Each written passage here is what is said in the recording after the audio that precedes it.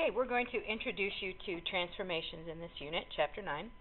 So these are our translation notes. So in your book, this would go with Section 9-1. So a transformation of a figure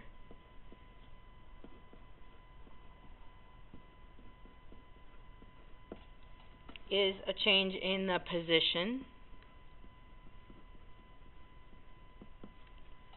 and that is sometimes also called orientation, like clockwise or counterclockwise, how you read the points of a figure, or a change in shape or size. So we could change the position or orientation, shape, or size of the figure.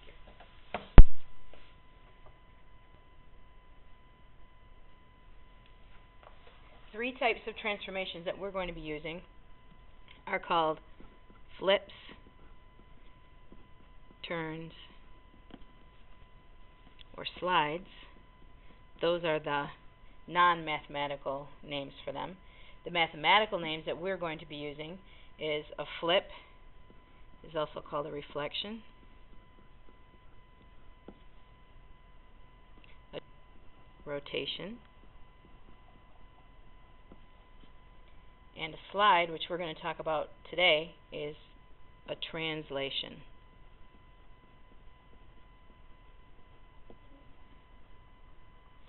Now there's other vocabulary that we need to be aware of. So in a transformation, the original figure, the figure that you start with, is called the pre-image.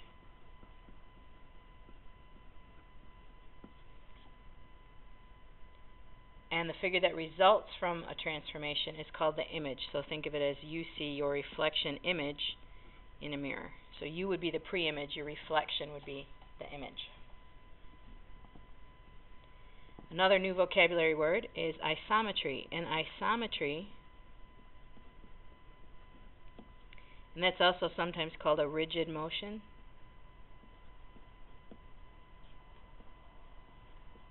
You may see both of those words in your textbook. So an isometry, or rigid motion, is a transformation where the pre-image and image are congruent. So there is a transformation that is not an isometry, and we'll get to that later on in the chapter.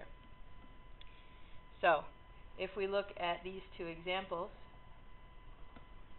we start out with a pre-image, and we've simply flipped the image. So this is an isometry. Why? Because the shapes are congruent.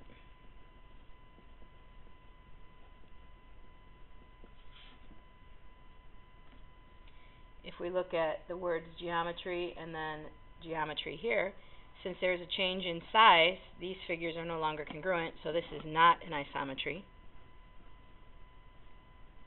So the shapes are not the same size.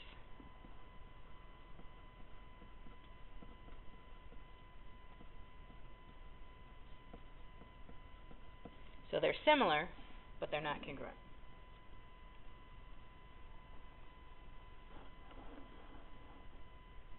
Okay, let's talk about what happens when we transform a figure. So a transformation maps a figure onto its image. So in other words, we could take this triangle and slide it directly on top of its image, and they would be congruent. We describe it with arrow notation. So we use an arrow. So that basically says we take original pre-image points, we do something to them, and we get the new image. And then prime notation, which is like an apostrophe, is used to identify image points. Because both figures would be named with the same letters, we have to have some way to distinguish between which is the starting image and which is the resulting image. So we would say this triangle is the pre-image. So we would label J, K, Q. And then arrow notation means we simply slid this to the right and up slightly. The prime notation to indicate that this was the image. So if you are looking at a transformation and they want you to write a rule, you can tell which was the starting figure and which was the ending figure.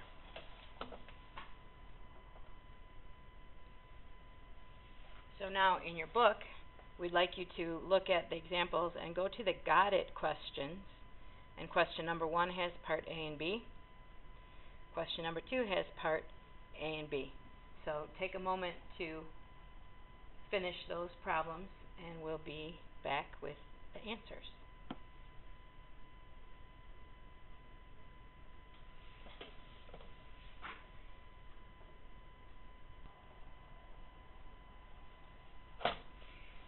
So here we have the answers to the got it questions. Number 1A, yes. Number 1B, yes. Number 2A, angle U and point P. Part B, side NI would map onto side SU. Side ID maps onto side UP.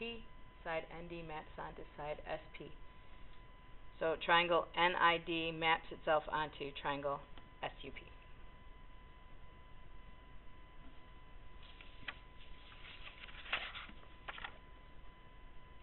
So now let's look at what we do with translation on a coordinate plane. So a translation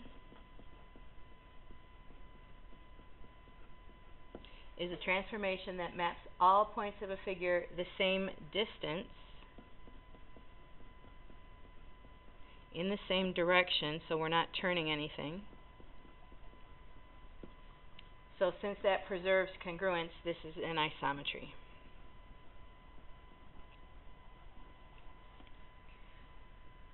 So most of the time we are going to use translations on a coordinate grid. So we show the distance and the direction a figure moves. So we use an XY pair, an ordered pair, and we can add or subtract from the coordinates to get the new image points. So we use arrow notation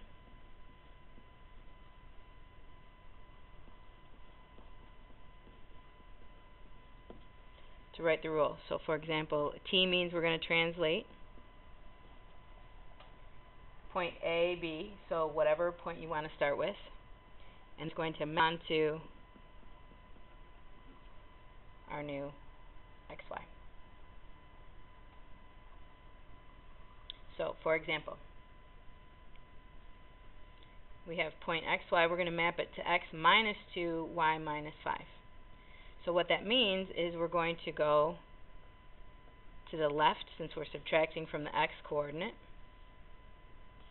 And since we are subtracting from Y, we're going to move down. So basically this is a move left 2, down 5. So we're bring the points. So point P is at 2, 1. Remember X first, then Y. Point Q at 3, 3. And point R at negative 1, 3.